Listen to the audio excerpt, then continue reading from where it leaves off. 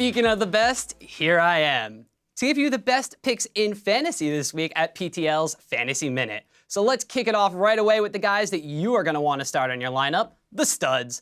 Proxton and Hakuo, a pair of guys from Envy, are going to have a pretty good fantasy week this week. They're going up against Energy and Apex, so expect big things from them. Now, Sonstar over here, while he may look a little camera shy, has quietly transformed into a top 8 fantasy point AD carry, and he still has a rather low ownership percentage, so pick that guy up. He's really good. But now that we talked about the good guys, let's talk about the duds, because for every stud, there is an equal and opposite dud. It's Optom's laws of fantasy points.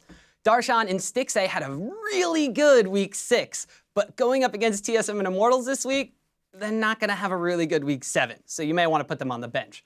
Also from H2K, we have Freeze. He hasn't looked the most in form. Forgiven's added to the roster as a sub 2, maybe give him a little bit of a push, but he's the 12th fantasy point AD carry in the league, so that's actually the lowest on H2K in general, so you may want to avoid starting him this week. He's got a couple of tough matchups. But now, it's time for a little risky business. I'm never going to do that again. Kikis is back in the lineup, and when he was on Gamers 2, he looked really good. So now that he's in the top lane for Fnatic, who are also really good, you may want to try picking him up before everybody else gobbles him up towards the end of the season. But we also have a pair of Energy players that are a little bit of a risk.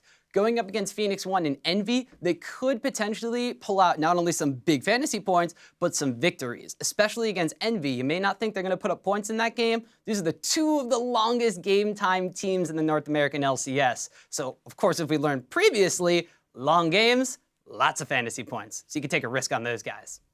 Now it's time to sit back, unwind, and answer the most intriguing questions from the Fantasy LCS forum. First up, Pseudo Q asked a really interesting question. It's got a lot of discussion going on, and personally, I wanted to take a crack at it as well. He mentions that EU teams are guaranteed to play twice as many games as previous splits, but the North American teams could potentially even play more of that considering it's best of 3s. Now, do we think that fatigue from the new best of formats will become a factor towards the end of the split, particularly for some of those NA teams like Cloud9 or players that are playing more games? Well, the biggest thing I kind of had to take into consideration first is it's not really a fantasy question entirely. It does affect fantasy points and how players are going to put those up, but in general, fatigue has been a kind of a big question involving LCS in general. It's going to be a factor, but it was also a factor in best of 1.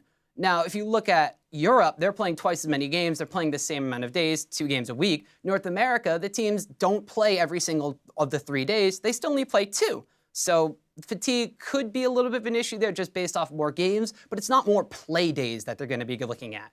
Also, if we're taking a look at the EU versus NA dilemma, let's keep track of the teams who average the most fantasy points per game in general across all positions. 5 of the teams that top the chart at 4 out of 6 weeks in the top 5 are TSM, Immortals, Gamers 2, Fnatic, and C9. Now, not only are all of those teams still at the top of the table in their regions, but it's a pretty even 3 North America, 2 European team split. So fatigue may be a factor, but I don't think it's a big enough thing to really influence a lot of fantasy point things. Next up, it's Yordle Boy, and he wants to know, where can I apply to get hired by Riot for the fantasy team?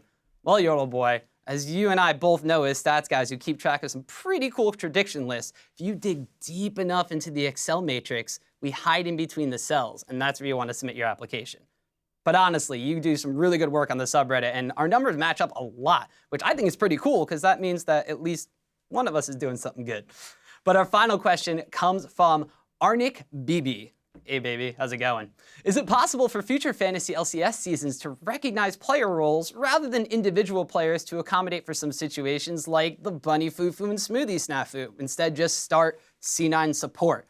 You know, sometimes this also happens with Expect when he came in and replaced Kikis, and now Kikis is back, and everybody who had Kikis to start and thought they were really good at fantasy are a little upset about that.